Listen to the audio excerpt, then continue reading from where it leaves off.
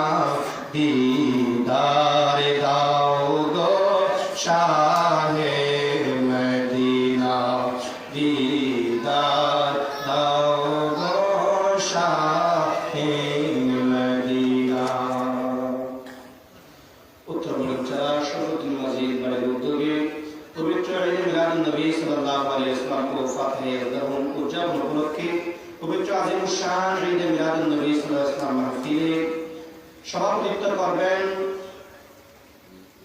আমাদের আপনাদের সকলের পরিচিত মুখ ঐতিহ্যবাহী বারাকান জামিয়া জহুরিয়া ফাজিল ডিগ্রি মাদ্রাসার স্বনামধন্য সুদক্ষ অধ্যক্ষ হুজুর আল্লামা আলহাজ মাওলানা আব্দুল খালেক শহীদ মুফাজ্জল আলী।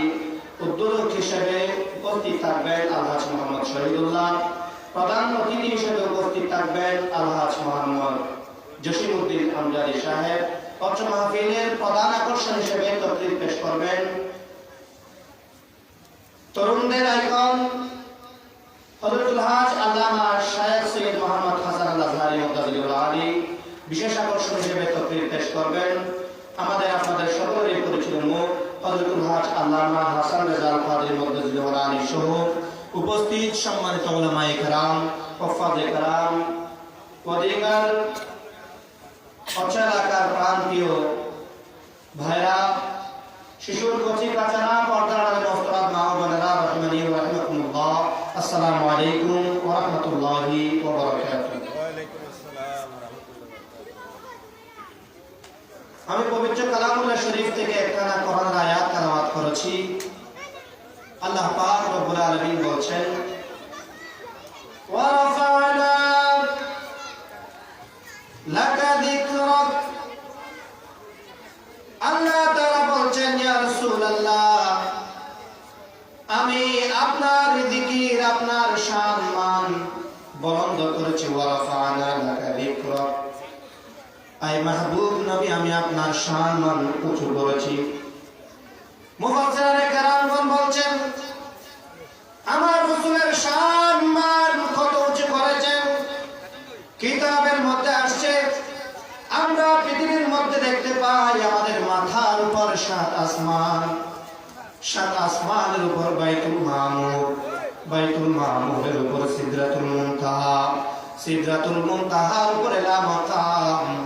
সিদরাতুল মুনতাহা হচ্ছে পৃথিবীর লাস্ট স্টেশন, যেখানে পৃথিবীর শেষ স্থল, শেষ ঠিকানা। এরপরে পৃথিবীর আর কোনো জায়গা নাই। এরপরে তাকে বলা হয় লা মাকান। লা মাকানের পর হচ্ছে আরশ, আরশের পর হচ্ছে আল্লাহ পাকের কুদরতের কুরসি, কুরসির উপরে লৌহ, লৌহের উপর আল্লাহ পাকের কুদরতি খাতা, কুদরতি খাতার উপর একটি কলম রয়েছে। ওই কলমের নিচ পর্যন্ত আল্লাহ পাক আমার রাসূলের শান এবং মান বাড়িয়ে দিয়েছে। আমার রাসূলের শান মান কত বেশি! মুফাসসিরিনে কেরাম বলছেন, আপনি যখন উপরের দিকে তাকাবেন সাত আসমান দেখতে পাবেন। সাত আসমানের উপরে বাইতুল মামুর, বাইতুল মামুরের উপরে সিদরাতুল মুনতাহা, যেটি পৃথিবীর সর্বশেষ স্টেশন, যেটার পরে পৃথিবীর আর কোনো জায়গা নাই। এরপর লা মাকাম, লা মাকামের উপর আরশ, আরশের উপরে আল্লাহর কুদরতি কুরসি, কুরসির উপরে লৌহ, লৌহের উপর কুদরতি খাতা, কুদরতি খাতার উপরে একটি আল্লাহ পাকের কুদরতি কলম। আমার নবীর শান এবং মান ওই কুদরতি খাতার উপর যে কলম রয়েছে, ওই কলমের নিচ পর্যন্ত আমার রাসূলের শান এবং মান। আর নিচে কতটুকু? মুফাসসিরিনে কেরামগণ বলছেন, ওয়া রাফা'না লাকা যিকরাক, আলোকে সাত জমিন দেখতে পাই। সাত জমিনের নিচে আমরা দেখি যে একটি সাগর, সেই সাগরের নিচে আবার আগুনের সাগর, আগুনের সাগরের নিচে তাহাতা সাবা। এই সাত জমিনের নিচে আল্লাহ পাক সমগ্র পৃথিবীর মধ্যে সাগর রেখেছেন। আর সেই সাগরের নিচে আল্লাহ পাক আগুনের সাগর রেখেছেন। কেন আগুনের সাগর রেখেছেন? আল্লাহ পাক পৃথিবীকে চার ভাগে ভাগ করেছেন। তিন ভাগ হচ্ছে জল, এক ভাগ হচ্ছে স্থল। এই পৃথিবীর জলগুলোকে লিকুইড রাখার জন্য, নয় গরম নয় ঠান্ডা রাখার জন্য আল্লাহ পাক ওই সাগরের 1/3 সাগরের পানিগুলোকে লিকুইড রাখার জন্য, নাতিশীতোষ্ণ রাখার জন্য, নয় গরম নয় ঠান্ডা রাখার জন্য আল্লাহ তাআলা সাত জমিনের নিচে যে সাগর রয়েছে, ওই সাগরের নিচে আগুনের সাগর রয়েছে। ওই আগুন দিয়ে আল্লাহ পাক রব্বুল আলামিনের সাগরের পানিগুলোকে তাপ দেয়। আর ওই আগুনের তাপের কারণে সমগ্র পৃথিবীর সাগরের পানি নয় গরম নয় ঠান্ডা। আর যদি পৃথিবীর সাত জমিনের নিচে আগুনের সাগর না থাকতো, তাহলে এই পৃথিবীর সমস্ত পানি হয়তো বরফ হয়ে যেত, এগুলো পানি থাকতো না।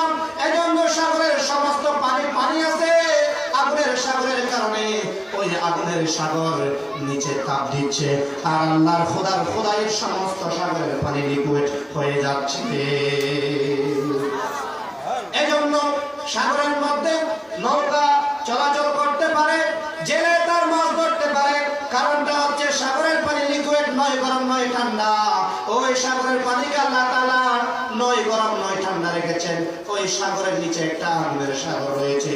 ওই আগুন দিয়ে আল্লাহ পাক রব্বুল আলামিন সাগরের পানিগুলাকে তাপ দিচ্ছেন। ওই তাপের কারণে সাগরের পানিগুলা নয় ঠান্ডা আর নয় গরম। আর না হয় আগুনের সাগর যদি না থাকতো, পৃথিবীর সমস্ত সাগরের পানি বরফ হয়ে যেত। এই যে সমস্ত সাগরের পানি বরফ না হয়ে পানির মতো আছে, নয় গরম নয় ঠান্ডা, সেটাও আমার নবীর শান উচ্চ আওয়াজে বলুন সুবহানাল্লাহ। এই জন্য আল্লাহ তাআলা বলেন ওয়া রাফা'না লাকা যিকরাক, আই হাবিব আমি আপনার শান মান বুলন্দ করেছি।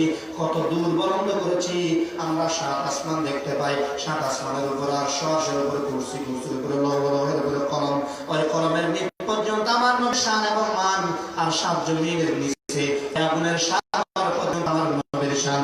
উচ্চ আওয়াজে বলুন না সুবহানাল্লাহ।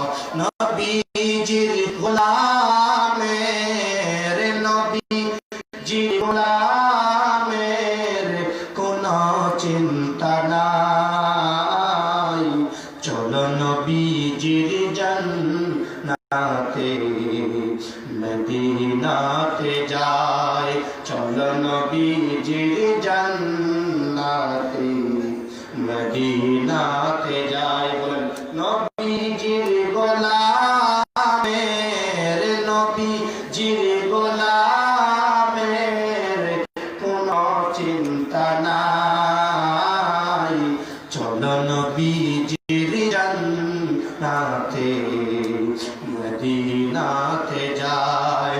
নবীজি হায়াতুন নবী করেন সৃষ্টি তাদারতি ছবি, দুনিয়া আখিরাতে তার, দুনিয়া আখিরাতে তার দয়ার নজর চাই, চলো নবীজির জান্নাতে মদিনাতে যাই। আমরা মদিনা যেতে চাই কি চাই না? একটু চাওয়া যখন আমরা মদিনা যেতে চাই কি চাই না?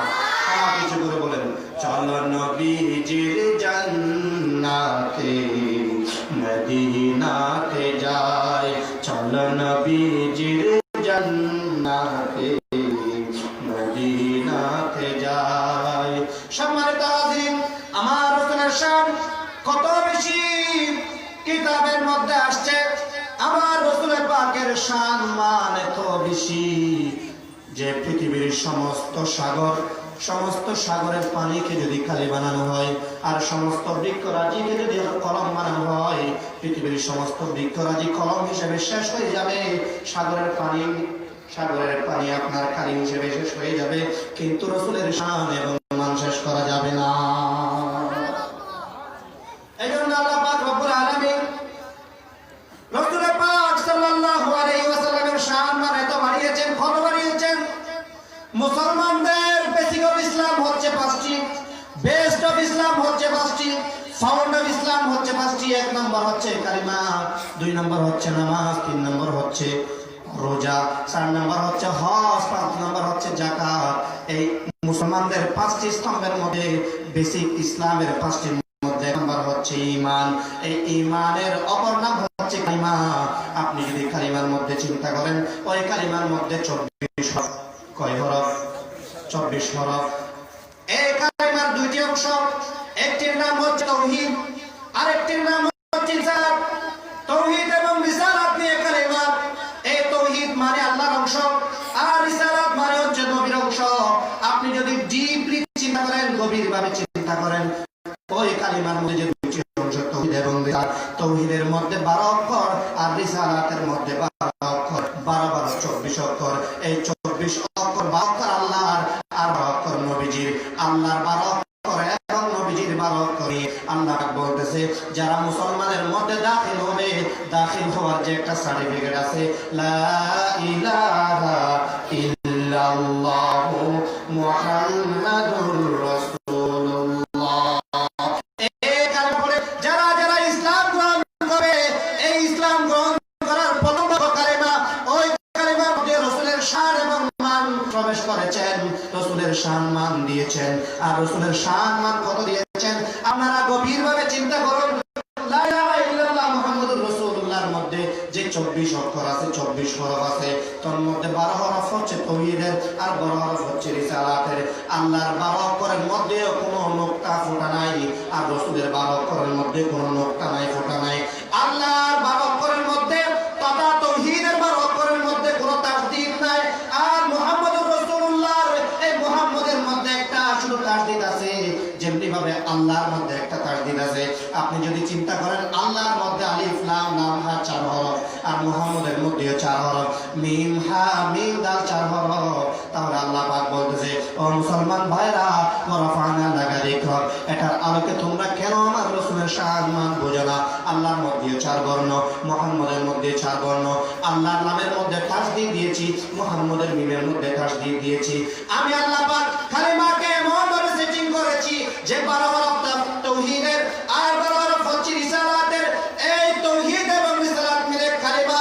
সুতরাং মুসলমানদের বোঝা দরকার রাসূল পাক সাল্লাল্লাহু আলাইহি ওয়াসাল্লামের সম্মান কত উঁচু। এজন্য আল্লাহ পাক রব্বুল আলামিন হযরত আদম সফিউল্লাহ আলাইহিস সালামকে 350 বছর পর্যন্ত দোয়া করেছিলেন, কিন্তু কবুল হয় নাই। একদিন হযরত আদম সফিউল্লাহ আরশ আজিমের দিকে তাকাচ্ছেন আর দেখতে পাচ্ছেন এই কালিমা, যে কালিমাটুকু আমরা পৃথিবীর মধ্যে দেখতে পাই আর মসজিদের কোনায় কোনায় দেখতে পাই, সেই কালিমা শুধু মসজিদের সামনে আছে এমনটা নয়, কিতাবের মধ্যে আসছে। সময় সংক্ষেপ হওয়ার কারণে আমি এবারত বলতে পারছি না। আল্লাহ পাক রব্বুল আলামিন এই কালিমা জান্নাতের প্রত্যেক রুমে রুমে দিয়েছেন, জান্নাতের প্রত্যেক চৌকাঠে চৌকাঠে দিয়েছেন, জান্নাতের প্রত্যেক হুরদের কপালের মধ্যে দিয়েছেন, জান্নাতের প্রত্যেক হুরদের চোখের মনির মধ্যে আল্লাহ পাক রব্বুল আলামিন এই কালিমা সেটিং করে দিয়েছেন। ভাইরা আমার গভীর মনোযোগ, আল্লাহ পাক 350 বছর পর্যন্ত হযরত আদম সফিউল্লাহ দোয়া কবুল করেন নাই। ওই যে আল্লাহ পাক বলেছিল, ওয়ালা তাকরাবা হাদিহি শাজারাতা ফাতাকুনা মিনাল যালিমিন। ও আদম, তুমি ওই গাছের ফল খাওয়া তো দূরের কথা, নিকটবর্তীও যায় না, কাছেও যায় না। আল্লাহ পাকের এই কথাটাকে শয়তান ওয়াসওয়াসা দিয়ে হযরত আদম আলাইহিস সালাম ওই গুন্দমগুলা খেয়েছেন। এই ভুলের কারণে আল্লাহ পাক দুনিয়ার মধ্যে হযরত আদমকে পাঠিয়ে দিয়েছেন। এই ভুলের মাসুল দেওয়ার জন্য হযরত আদম সফিউল্লাহ আলাইহিস সালাম 350 বছর পর্যন্ত দোয়া করেছিলেন, কিন্তু দোয়া কবুল হয় নাই। হযরত আদম সফিউল্লাহ একদিন আল্লাহর আরশ আজিমের দিকে তাকাচ্ছেন আর দেখতে পাচ্ছেন ওই কালিমা। মনে মনে চিন্তা করলেন, আল্লাহর নামের পাশে যেই নামটুকু আছে এটা সাধারণ কোনো নাম হবে না, এটা একটা অসাধারণ নাম হবে। আল্লাহর কাছে ফরিয়াদ করলেন, আল্লাহ, আপনার নামের পাশে যে একটা নাম দেখতে পাচ্ছি মুহাম্মদ, এই মুহাম্মদের নামের উসিলায় আপনি আমার গুনাহগুলো, আপনি আমার ভুলগুলো ক্ষমা করে দেন। উচ্চ আওয়াজে বলুন না সুবহানাল্লাহ। এই ফরিয়াদ করার সাথে সাথে আল্লাহ পাক রব্বুল আলামিন হযরত আদম সফিউল্লাহকে বললেন, ও আদম, তুমি যদি 350 বছর আগেও যদি আমার হাবিবের নাম ধরে তুমি দোয়া করতে, আমি তোমার দোয়া কবুল করতাম।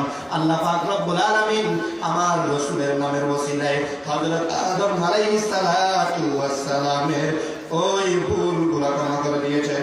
উচ্চ আওয়াজে বলুন না সুবহানাল্লাহ।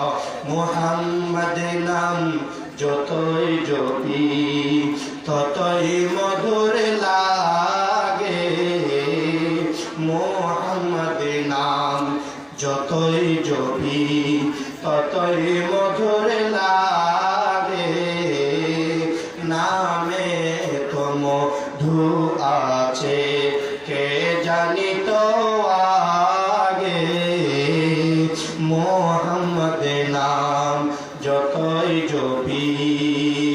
আল্লাহ পাক রব্বুল আলামিন আমার রাসূলের শান এবং মান কত বাড়িয়েছেন। কিতাবের মধ্যে দেখা যাচ্ছে আল্লাহ পাক রব্বুল আলামিন হযরত ইব্রাহিম আলাইহিস সালাতু ওয়াস সালামকে বলেছেন খলিলুল্লাহ, আর আমার রাসূলকে বলেছেন হাবিবুল্লাহ। খলিল শব্দের অর্থ হচ্ছে বন্ধু, আর হাবিব মানে হচ্ছে বন্ধু, কিন্তু দুই শব্দের মধ্যে পার্থক্য কি? কিতাবের মধ্যে আসছে খলিল মানে হচ্ছে আল্লাহর বন্ধু, যে আল্লাহর বন্ধুত্ব সব সময় চায়, আর হাবিব মানে হচ্ছে বন্ধু, আর যার বন্ধুত্ব স্বয়ং আল্লাহ চান। সুবহানাল্লাহ। খলিল মানে বন্ধু আর হাবিব মানে বন্ধু। খলিলুল্লাহ মানে আল্লাহর বন্ধু, যিনি আল্লাহর সাথে বন্ধুত্ব করতে চান, আর হাবিবুল্লাহ মানে যার সাথে স্বয়ং আল্লাহ বন্ধুত্ব করতে চান। উচ্চ আওয়াজে বলুন সুবহানাল্লাহ। এজন্য আলা হযরত আজিমুল বরকত ইমাম ইশক ওয়াল মুহাব্বত আহমদ রাজা ফাজিল মেহলভী রাহমাতুল্লাহি আলাইহি বলেন, রাজায়ে খুদা কি চাহে দু আলম, रज़ाए खुदा की चाहे दो आलम, खुदा खुद चाहता है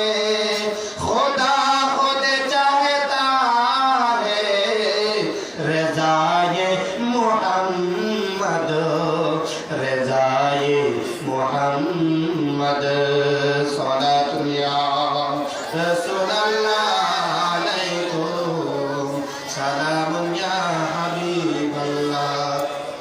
মুহতারাম মুআজ্জিনে কেরাম, আসুন আমরা জেনে নিই খলিল এবং হাবিবের মধ্যে পার্থক্য। আল্লাহ পাক রব্বুল আলামিন হযরত ইব্রাহিম আলাইহিস সালামকে বলেছেন খলিলুল্লাহ, আর আমার রাসূলকে বলেছেন হাবিবুল্লাহ। তার কারণটা কি? আমি প্রথম কারণ বলেছিলাম, খলিলুল্লাহ মানে আল্লাহর বন্ধু, যিনি আল্লাহর সাথে বন্ধুত্ব করতে চান, আর হাবিবুল্লাহ মানে যার সাথে স্বয়ং আল্লাহ বন্ধুত্ব করতে চান। মুহাম্মদ রাসূলুল্লাহ সুবহানাল্লাহ। হযরত ইব্রাহিম আলাইহিস সালাম আল্লাহর সাথে ফরিয়াদ করেন সূরা শুরা 82 নম্বর আয়াত, ওয়াল্লাযী আতামাহু আন ইয়াগফিরা লি খাতিআতি ইয়াউমাদ্দিন।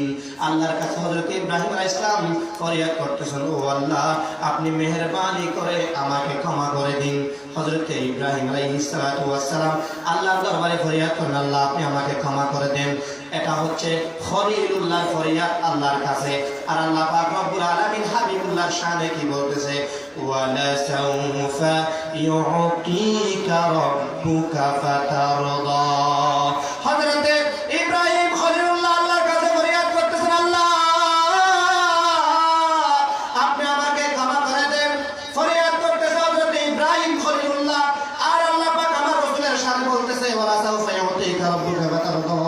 ও আমার হাবিব, আপনি যার জন্য আপনি গুনাহ ক্ষমা চান, আমি সবাইকে গুনাহ ক্ষমা করে দেব। উচ্চ আওয়াজে বলুন না সুবহানাল্লাহ। হযরত খলিলুল্লাহ আলাইহিস সালাতু ওয়াত তাসলিম আল্লাহর কাছে গুনাহ ক্ষমা চান। ফরিয়াদ হযরত ইব্রাহিম খলিলুল্লাহর পক্ষ থেকে আর আল্লাহর পক্ষ থেকে আমার হাবিবের জন্য নাযিল হয়েছে, ওয়ালা সাউফা ইউতিকা রাব্বুকা ফাতারদা। ও আমার হাবিব, ওয়া রাফা'না লাকা যিকরাক, আমি আপনার শান মানে তো বেশি বাড়িয়েছি যে ইব্রাহিম খলিলুল্লাহ আমার কাছে দোয়া করবে গুনাহ ক্ষমা চাওয়ার জন্য, আর আমি আপনার গুনাহ তো ক্ষমা করে দিলাম, আপনার উম্মতের খতা ক্ষমা করে দিলাম। আপনি যার যার জন্য চান, আমি প্রত্যেকের গুনাহ আমি ক্ষমা করে দিলাম। এই হচ্ছে খলিল এবং হাবিবের মধ্যে পার্থক্য। আল্লাহ পাক অন্যত্র বলেছেন, আসা আইয়াবআসাকা রাব্বুকা মাকামান মাহমুদা। আল্লাহ পাক আমার নবীর শানে বলতেছে, হাবিব আমি আপনাকে মাকামে মাহমুদ তথা প্রশংসিত স্থান দান করলাম। কিয়ামতের ময়দানে যখন সমস্ত নেককারের পর্যন্ত একটি বাক্য থাকবে, নফসি নফসি নফসি, সেই মুহূর্তের মধ্যে যখন কোন নেককারও বাঁচতে পারবে না, সেই মুহূর্তের মধ্যে আমি আল্লাহ আপনাকে মাকামে মাহমুদ দান করব। উচ্চ আওয়াজে বলুন না সুবহানাল্লাহ। এখন আল্লাহ তাআলা বলছে, ওয়া রাফা'না লাকা যিকরাক, আয় হাবিব আমি আপনার সম্মান বুলন্দ করেছি। রাসূলের সম্মান আর কত বুলন্দ করেছেন, কোরআনে পাকের মধ্যে আসছে, ওয়ালা তুখজিনি ইয়াউমা ইউবআসুন। হযরত ইব্রাহিম খলিলুল্লাহ আল্লাহর দরবারে ফরিয়াদ করেছেন, আল্লাহ ময়দানে মাহশারের মধ্যে আপনি আমাকে লজ্জিত করবেন না। হযরত ইব্রাহিম খলিলুল্লাহ ফরিয়াদ করতেছে যে আল্লাহ আপনি আমাকে কিয়ামতের ময়দানে লজ্জিত করবেন না। এই ফরিয়াদ হচ্ছে ইব্রাহিম খলিলুল্লাহর পক্ষ থেকে আল্লাহর দরবারে। আর আল্লাহ পাক রব্বুল আলামিন আমার নবীর শানে বলতেছে, ইয়াউমা লা ইউখজিল্লাহুন নাবিয়্যা। হযরত ইব্রাহিম খলিলুল্লাহ আল্লাহর কাছে ফরিয়াদ করতেছে, ময়দানে মাহশারে আপনি আমাকে লজ্জিত করবেন না, শর্মিন্দা করবেন না। আর আল্লাহর নবীর শানে, আল্লাহর হাবিবের শানে আল্লাহ তাআলা বলতেছে, ও আমার হাবিব আমি এমন আল্লাহ যে আল্লাহ আমার হাবিবকে আমি শর্মিন্দা লজ্জিত করবে না কিয়ামতের ময়দানে। উচ্চ আওয়াজে বলুন সুবহানাল্লাহ। মদিনা মদিনা আশিক মুমিনের ঠিকানা, মদিনা মদিনা আশিক মুমিনের ঠিকানা। দিদারে চেয়ে কাঁদো মুমিন, দিদারে চেয়ে কাঁদো তোমরা, হও না নবীর দিওয়ানা। মদিনা আশিক মুমিনের ঠিকানা হায় হায় মদিনা মদিনা মিনের ঠিকানা জালালুদ্দিন সৈয়দী 75 বার দেখলেন নবীকে জালালুদ্দিন সৈয়দী 75 বার দেখলেন নবীকে এতবার দেখার পরেও তৃপ্তি তাহার হলো না মদিনা মদিনা আশিক মুমিনের ঠিকানা হায় হায় মদিনা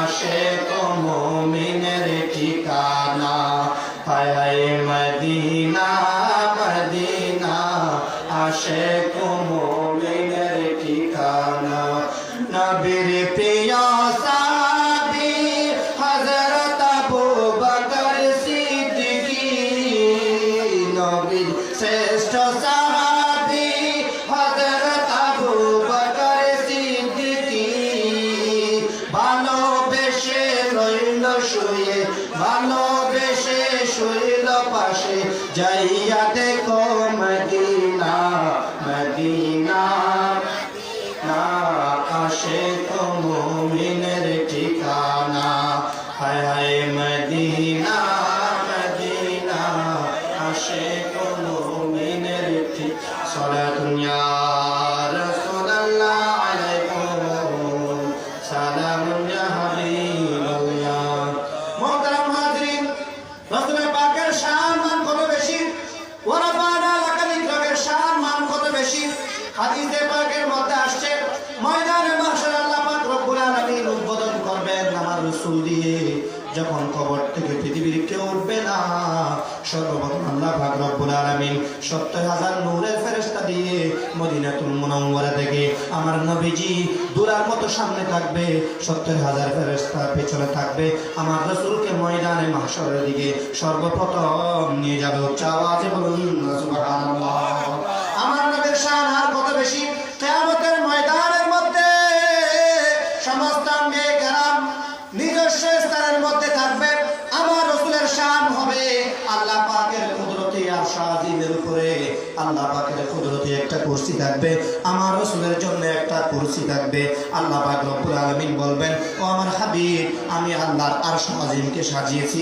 আমি ময়দানে মাহশর সাজিয়েছি আপনার শানের জন্য আপনার মানের জন্য আপনার ইজ্জতের জন্য আজকে ময়দানে মাহশর করেছি আমি আপনার জন্য হাবিব সমস্ত আম্বিয়া কেরাম ময়দানে মাহশরের মধ্যে আপন আপন স্থানের মধ্যে বসবেন কিন্তু আমি আপনার জন্য স্পেশাল ভাবে একটি জায়গা করেছি আমার আরশ আজিমের পাশে আমার কুদরতি কুরসির পাশে আপনি নবীর জন্য আমি একটি কুরসি করেছি আপনি মেহেরবানি করে এই কুরসির মধ্যে বসুন তখন আমার নবীজি জবাব দিবেন আই বারি তাআলা আমি এই চেয়ারের মধ্যে বসবো না এই কুদরতি চেয়ারের মধ্যে বসবো না কারণ আমি কুদরতি চেয়ারের মধ্যে যদি বসি ওই হাশরের ময়দানের মধ্যে সর্বশেষে আমার গুনাহগার উম্মত যারা থাকবে তাদেরকে হয়তো ফেরেশতারা জাহান্নামে নিয়ে যাবে এজন্য আমি আমার প্রত্যেক উম্মত যতক্ষণ পর্যন্ত জান্নাতে প্রবেশ করে নিশ্চিত করতে পারি নাই ততক্ষণ পর্যন্ত আমি আমার এই কুদরতি চেয়ারে বসবো না উচ্চ আওয়াজ বলুন না সুবহানাল্লাহ নবীর শান মানার কত বেশি